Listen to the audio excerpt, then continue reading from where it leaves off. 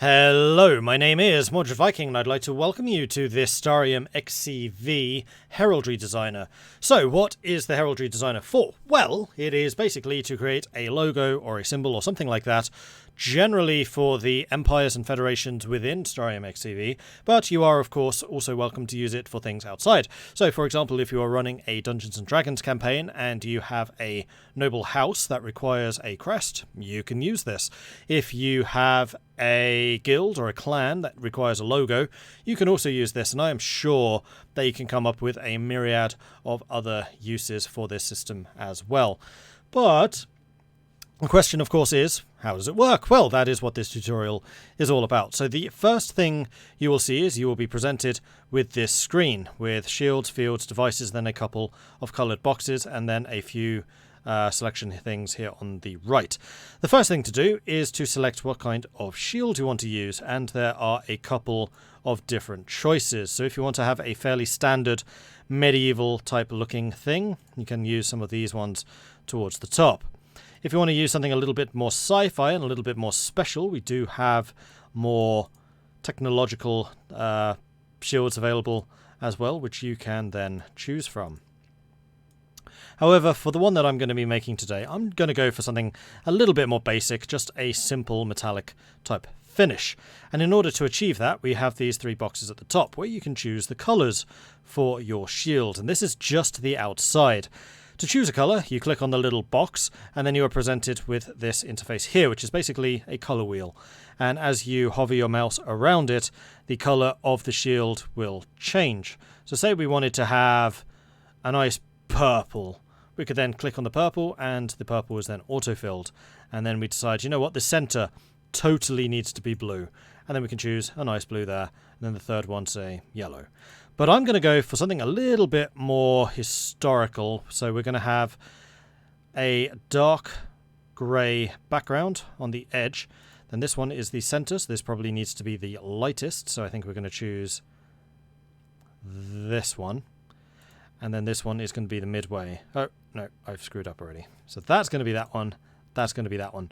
So as you will notice, I'm going around the edge of the colour wheel here. That is where the different shades of black to white are, and all the greys in between. And then the wheel itself is the different colours, starting with the bright colours in the centre, going out to the darker colours towards the edge. We also have a save interface here and an RGB.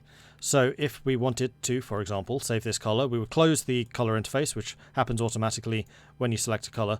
You then need to select the colour again, and then just hit the save button. Boop. And then you'll see the saved colour is then stored down there. So you need to be rather careful not to hover your mouse over the main colour wheel interface area, otherwise it will just colour in that again. So that is the main shield done. Let's go over to the Fields tab, which is the field or the background of your device. And we can see that there are several different options available here. So we have just this plain one colour, we have a two colour, couple of more interesting designs for the two colours, and then we go down to three colours as well down here, which we can see like so. And I'm sure you're already coming up with a lot of great ideas of how to use these backgrounds and integrate them into your own design. But we're going to go with something a little more simple. It's just going to be this one because I will be recreating my guild crest this evening. Or today. It's actually just afternoon. Anyway, we need to choose some colours. So we will click on the boxes here corresponding to the field colours. The top ones are the shield colours. These are the field colours. And we're going to choose the light one. This is the background.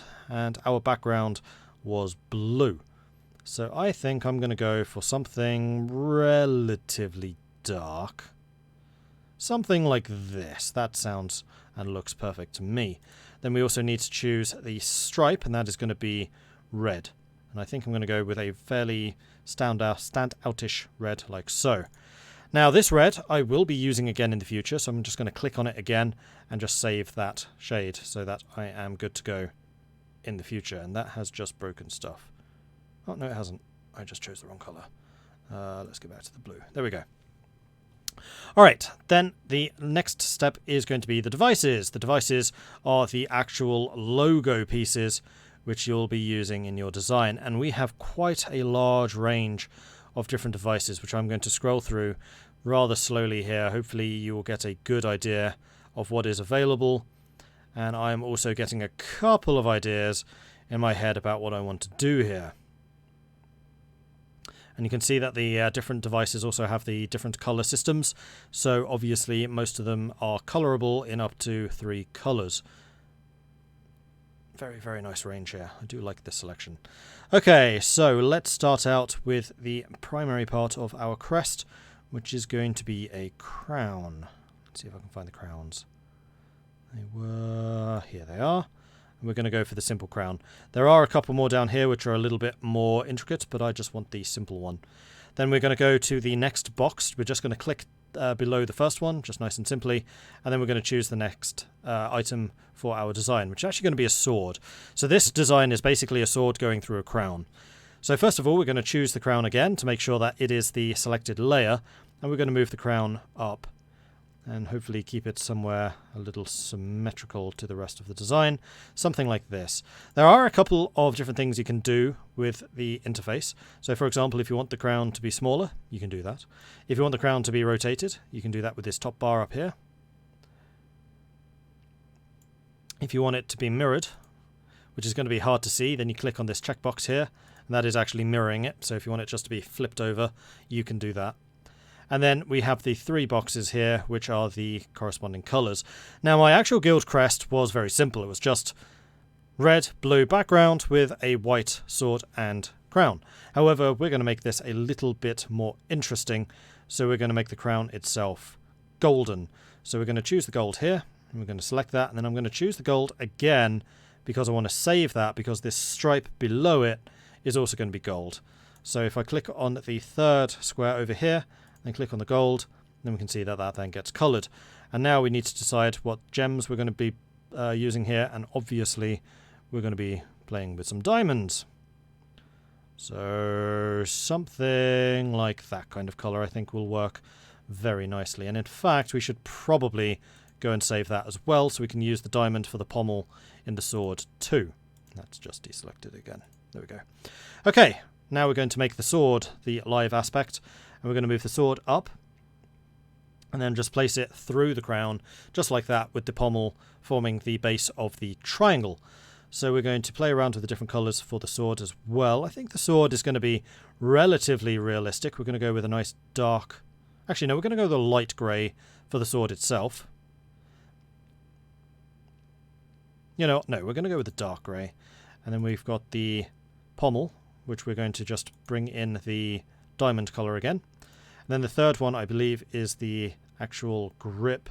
We could make this realistic and make it into a leather colour, but I think I might just make this black.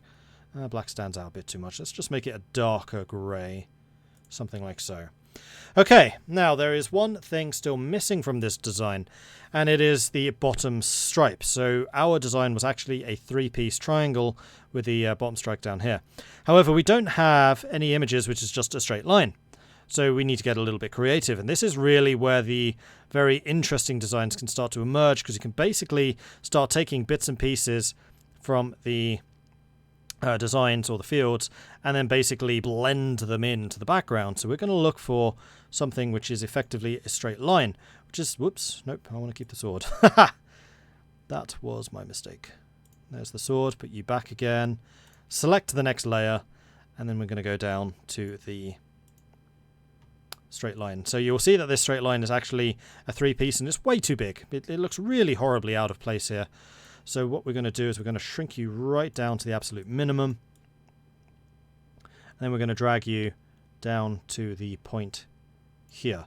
Now that doesn't quite reach, so we're going to start another layer, and we're just going to bring in another piece, shrink you right down, and then just drop you on top of that. And then finally, so that we get all the way down, we're going to go with a 3rd piece, shrink you all the way down, and then just have you down here. Now you'll see that the shield actually clips it, so it is going to blend in perfectly. Now the colours are still very much off here, so we're going to go over here, we're going to select the red that we've previously saved, and we're just going to fill in all 3 parts of this stripe, and there we go. We see that it basically becomes part of the main stripe, and it looks just like part of the background, like so. Now this top one isn't quite where we want it to be, so make sure that it is the selected image. And we'll just put you in place so that it doesn't look quite so clipped out. And we'll select the second one. Sometimes these can be a bit hard to select because of the sizing. Where are you? There you are. Like so. And now we have the Stormwind crest that my guild was always running with. You do have a couple of other tools here which you can play with, which I have not had a chance to show off. These arrows, for example, will change the positioning of the layer. So the top layer here in the top slot will be the very, very top. So if you wanted the sword to be behind the stripes, for example, for whatever reason, you could do that. And that is actually a way of blocking out the pommel. If you decided, you know what, this pommel is far too fancy and we don't need a pommel here, you can then do that. And similarly, for the designs, if you wanted to, say, have just the eyepiece of one of the helmets, and that's a design I've seen worked pretty nicely in the past, then you could use some of the other devices to basically block out a part of the design and then create something else. Or if you just wanted the cup part of the goblet, you could then use something to hide the bottom part, like one of the straight pieces that I've been using here, and just blend it into the background, and it basically makes it disappear with the use of the different layers. The final piece that we have got here is you can then share your creation on a number of different social media, and you can also download it onto your computer if you wish to save this image for posterity. So we are going to go down over here, Documents, and we're just going to save it as crest. Boop. And there we go. It has now been saved. And that is the tutorial. I do hope that this works very well for you, and I am very much looking forward to seeing your creations in the future. Have fun. Goodbye.